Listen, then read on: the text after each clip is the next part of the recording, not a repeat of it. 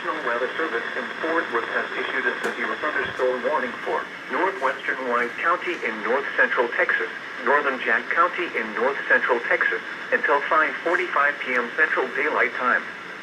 At 4:43 p.m. Central Daylight Time, severe thunderstorms were located along a line extending from 12 miles southeast of wind source to near Chico, moving southeast at 10 miles per hour.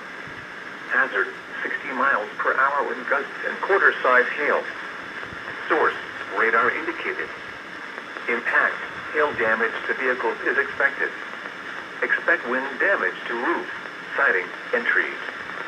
Locations impacted include Bridgeport, Jacksboro, Alvord, Chico, Paradise, Newport, Runaway Bay, and Lake Bridgeport. For your protection, get inside a sturdy structure and stay away from windows. Heavy rainfall is occurring with these storms and may lead to flash flooding. Do not drive your vehicle through flooded roadways.